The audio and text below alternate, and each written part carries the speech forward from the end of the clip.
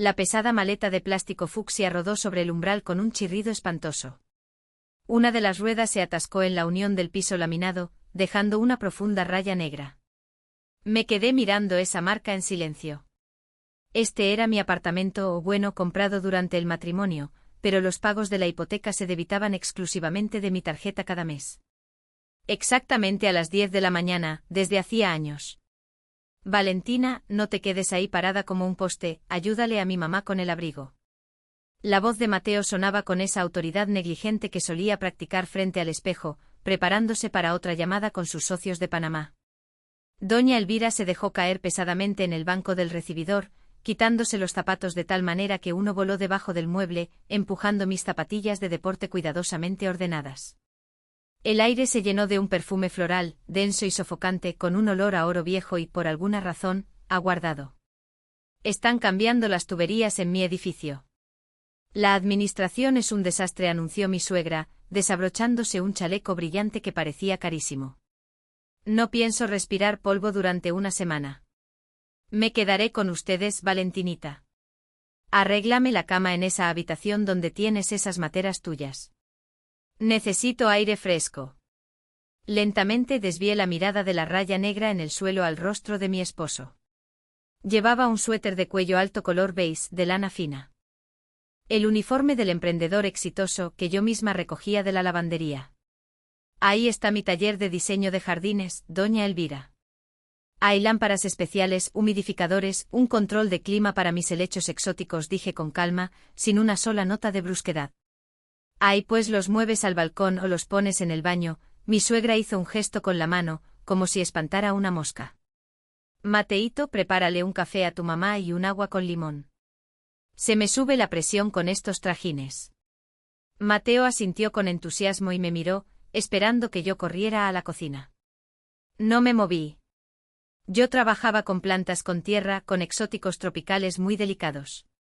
Las plantas me habían enseñado la principal regla de supervivencia: si alguien intenta echar raíces en tu territorio y asfixiarte, debes podar al parásito con cuidado, pero sin piedad. Me di la vuelta y caminé hacia la cocina. Detrás de mí escuché el chasquido de desaprobación de doña Elvira. Se ha vuelto como muy fría, ¿no? No tiene energía. ¿Cómo vas a escalar tu negocio con ella, hijo? Una esposa debe ser un recurso. Saqué una botella de agua helada de la nevera, me serví un vaso y lo bebí a sorbos pequeños. Mateo no jugaba videojuegos, no se pasaba los días tirado con cerveza y papitas. Eso habría sido demasiado simple. Mateo era un emprendedor. Diariamente generaba ideas, dibujaba mapas mentales, hacía lluvias de ideas e invertía en su autodesarrollo. En la práctica, esto significaba que durante el último año y medio no había traído ni un peso a casa, pero generaba pérdidas de manera estable. Primero fue el comercio electrónico, comprando masajeadores chinos que se pudrieron en una bodega alquilada. Luego el arbitraje de criptomonedas. Ahora, la consultoría. Enseñaba a la gente cómo ser exitosa, grabando vídeos para redes sociales frente a autos deportivos que no eran suyos. La única inversión real de la familia de Mateo en este apartamento de 3 habitaciones había sido la cuota inicial. 50 millones de pesos que doña Elvira nos entregó solemnemente en nuestra boda, con lágrimas en los ojos, acompañados de un discurso sobre cómo arrancaba lo último de su corazón. Esos 50 millones se habían ahogado hacía mucho tiempo en los cientos de millones que yo había ganado con mi trabajo, decorando con plantas oficinas, restaurantes y fincas de lujo, además de pagarle al banco unos intereses infernales. Pero a los ojos de mi esposo y mi suegra, el apartamento siempre tendría el estatus de comprado con el dinero de mamá. A la mañana siguiente mi taller estaba destrozado. Doña Elvira había movido por su cuenta las pesadas estanterías con mis filodendros de colección hacia la ventana, para hacer espacio para su cama plegable. Un par de materas con brotes simplemente las tiró en una bolsa de basura, decidiendo que eran ramas secas. Por la mañana encontré esos esquejes de Monstera albina, cada uno con el valor de una cena decente en un buen restaurante de El Poblado, entre cáscaras de banano. Saqué la bolsa, lavé las raíces bajo el grifo y los trasplanté de nuevo. Valentina, la voz de mi suegra retumbó desde el pasillo. ¿Con qué lavas el lavamanos? Tiene una mancha de calorías. La mujer es el rostro del hogar y tu grifo está opaco.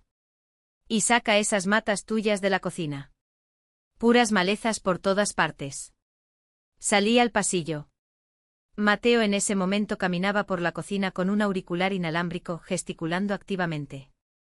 Claro, el margen es cósmico. Entramos con 100 millones, en un mes sacamos 300. Un apalancamiento clásico. Te envío la presentación en la noche. Al terminar la llamada, vio a su madre con un trapo en las manos. Valen, de verdad. Mateo hizo una mueca de sufrimiento. Mamá se va a quedar un tiempo mientras arreglan su problema. Démosle un buen servicio. Yo estoy en vibraciones altas ahora, tengo el negocio del siglo preparándose. Estas cosas domésticas me quitan todo el enfoque. ¿El negocio del siglo? Me apoyé en el marco de la puerta. El negocio para el cual me pediste ayer que sacara un crédito de libre inversión. El rostro de Mateo se crispó ligeramente, pero rápidamente recuperó su máscara de gurú confiado. Es un préstamo de inversión, un desfase de caja, Valentina, una turbulencia temporal. Piensas como una empleada.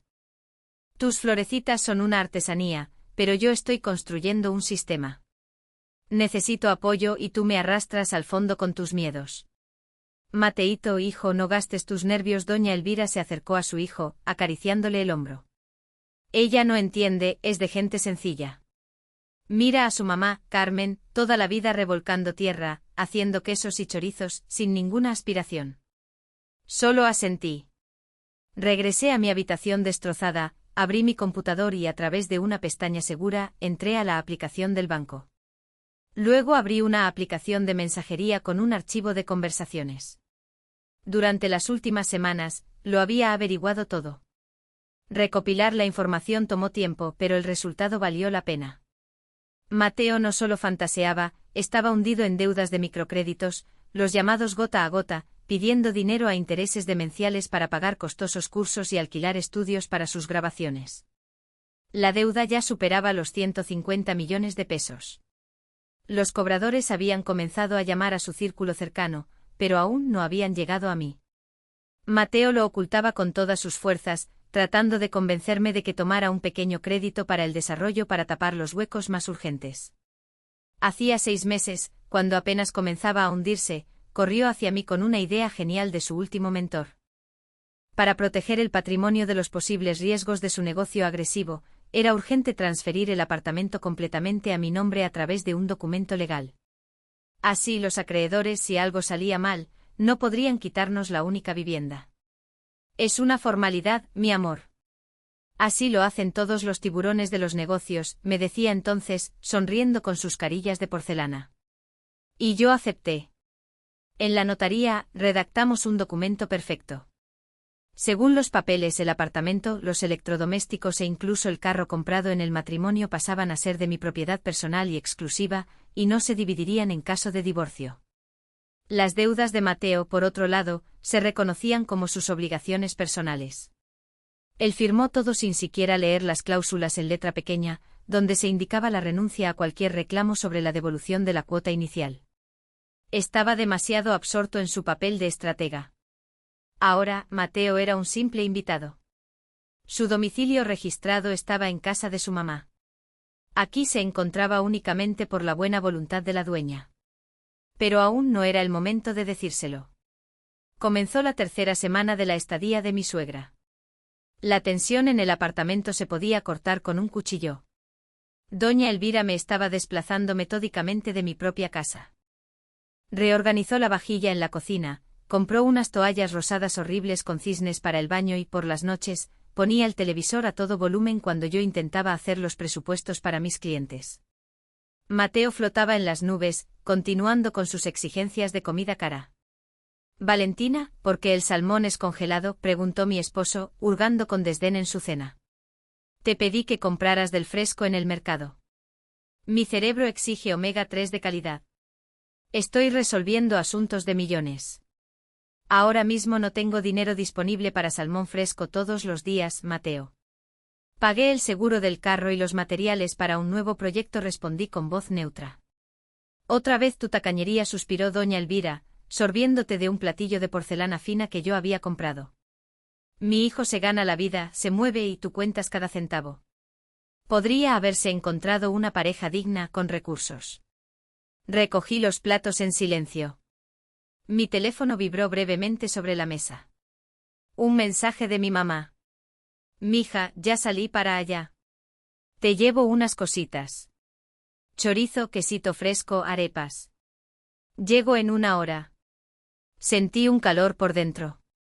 Mi mamá, doña Carmen, era una mujer hecha de acero y de la tierra fértil de Antioquia. Tenía una pequeña finca cerca de la ciudad, lidiaba con proveedores perezosos y sabía contar cada peso, tanto que ningún emprendedor de Medellín podría engañarla. Los quesos y embutidos artesanales que traía, los restaurantes los comprarían por una fortuna, pero ella prefería darle lo mejor a su hija. Viene mi mamá, dije en voz alta, limpiando el mesón. Trae comida. Mateo puso los ojos en blanco. Otra vez esas bolsas con papas y pedazos de carne envueltos en hojas. Valen, vivimos en el poblado, en un edificio exclusivo. Dile que lo envíe por un servicio de entregas.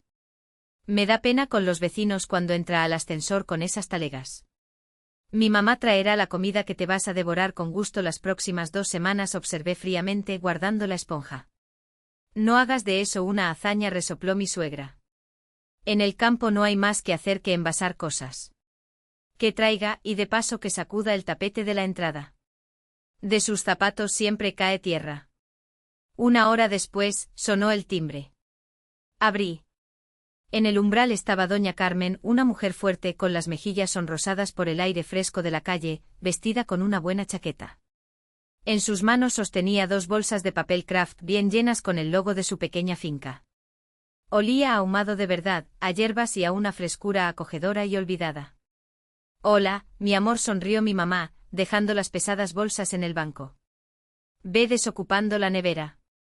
Desde la sala, que se unía al recibidor, apareció Mateo. Llevaba sus infaltables mocasines de casa y sostenía un vaso de jugo. Detrás de él, envuelta en un chal de lana, se asomó doña Elvira. Buenas, doña Carmen, dijo Mateo con desinterés, sin siquiera pensar en ayudar a llevar las bolsas a la cocina. Ponga eso con cuidado, no vaya a rayar los muebles. Y por cierto, ya que vino, se me regó un café en el baño de visitas. Límpielo de una vez. Es que tengo una llamada en 5 minutos. Los inversionistas esperan. El tiempo es oro. Soy un hombre de negocios. Resuelvo procesos a gran escala, no estoy para baldosas de baño. Se hizo un silencio pesado, un silencio tan denso que solo se oía el zumbido de la nevera en la cocina. Doña Carmen miró a su hija. Yo estaba a su lado con los brazos cruzados. Ni un solo músculo de mi rostro se movió. Di un paso adelante interponiéndome entre Mateo y mi madre. Mi voz sonó sorprendentemente clara y nítida en el silencio del apartamento. Le dijiste a mi mamá, que nos trajo comida, que tiene que limpiar el baño por ti porque eres un hombre de negocios. ¿Es así? Mateo chasqueó la lengua irritado, ajustándose el cuello de su perfecto suéter. Valentina, no hagas un drama de la nada. Se llama delegar. Cada uno tiene su nivel de tareas. Detrás, se escuchó una risa seca y graznante. Doña Elvira se cubrió la boca con una mano enjollada. Ay, pero ¿qué tiene de malo?, se rió mi suegra, mirando a doña Carmen con desprecio. Si ya vino a servir a la hija, que ayude también al yerno. No la vamos a sentar en la mesa con gente normal. Está más acostumbrada a revolcarse en el barro. No exploté. No me eché a llorar. Miré a mi madre y asentí casi imperceptiblemente. Mi mamá se quitó la chaqueta en silencio, la colgó con cuidado en un gancho, se ajustó el suéter y estiró los hombros. Su rostro estaba completamente tranquilo, incluso sereno. Pasó junto a un Mateo atónito, junto a una Elvira sonriente, sin dignarlos con una mirada ni una palabra, y se dirigió directamente a la sala. Mateo abrió la boca para soltar otra perorata sobre los límites personales, pero en ese momento, desde la sala, llegaron sonidos extraños. Primero el fuerte crujido de cinta adhesiva al romperse, luego el golpe sordo de algo duro contra el piso, y otro rasguido de cinta. El chirrido de las patas de la mesa de centro. El sonido de cajas de plástico cayendo. Oye, ¿qué está pasando ahí? Mateo frunció el ceño, dando un paso hacia la sala. Doña Carmen, ¿está sacando la aspiradora? Le dije que tengo una llamada. Le bloqueé el paso. Me paré en el estrecho corredor como una barrera. La expresión de mi rostro había cambiado. Desapareció la esposa contenida y conveniente que rescataba plantas de la basura. Apareció la dueña de la situación. Tu negocio se cancela, Mateo, dije en voz baja, pero con tal peso que mi esposo se detuvo. ¿Qué? ¿De qué hablas? Quítate. Intentó apartarme con la mano, pero me mantuve firme apoyando la palma en su pecho. En tu vocabulario a esto se le llama optimización de activos y reducción de costos.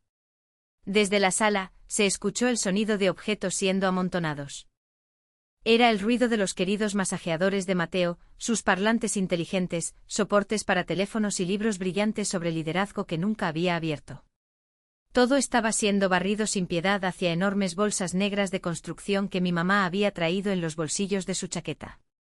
Valentina, ¿te volviste loca? Detén a tu madre. Mateo intentó mirar por encima de mi hombro y palideció. Doña Carmen, metódicamente y sin prisa, estaba tirando sus costosos blazers con todo y ganchos, desde el perchero de pie directamente a una densa bolsa negra. ¿Qué está haciendo? Llama a la policía, hijo, chilló doña Elvira, lanzándose hacia adelante. Pero la aparté fácilmente. La saqué del bolsillo trasero de mis jeans una hoja de papel doblada en 4 y la desplegué. Era una copia de nuestro acuerdo de propiedad y un certificado de tradición y libertad reciente.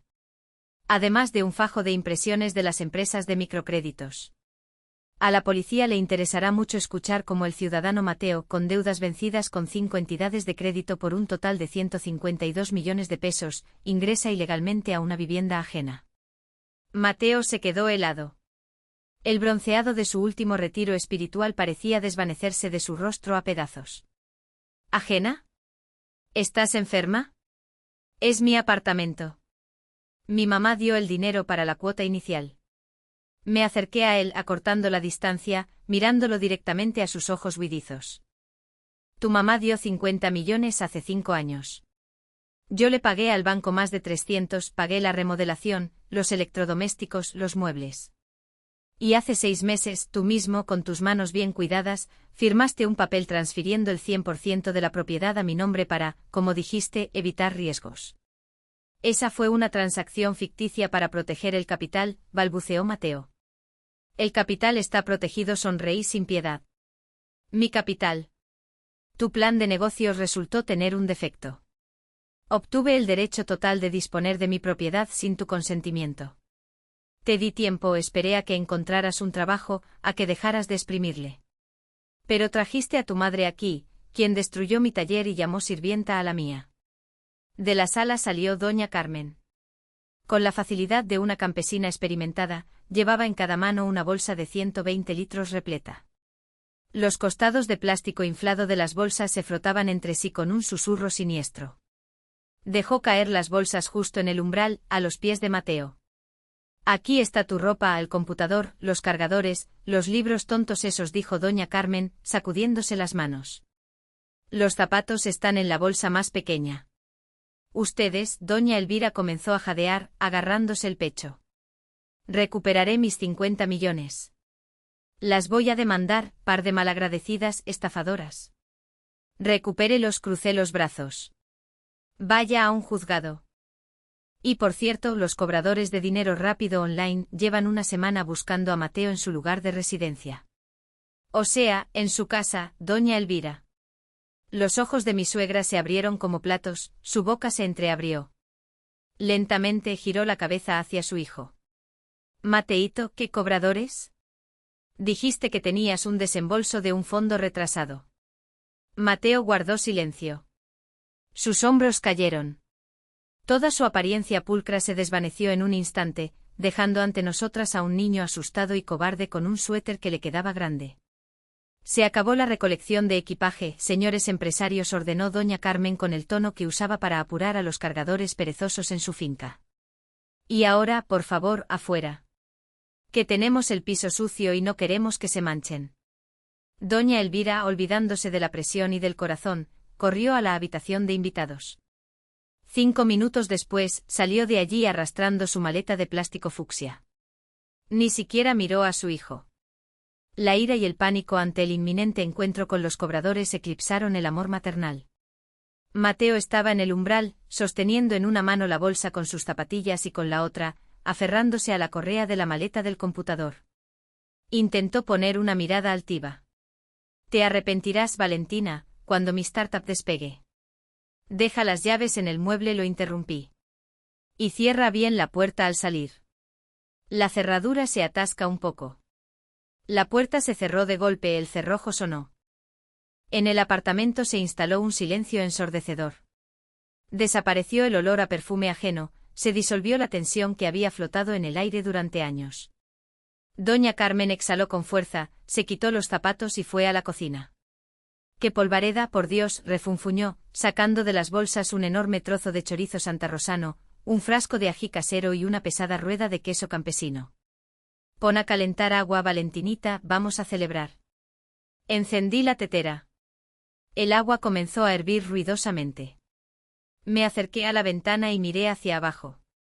Por el patio hacia la salida caminaban dos figuras, una mujer pesada y corpulenta con una maleta, y un hombre encorvado que arrastraba bolsas de basura negras.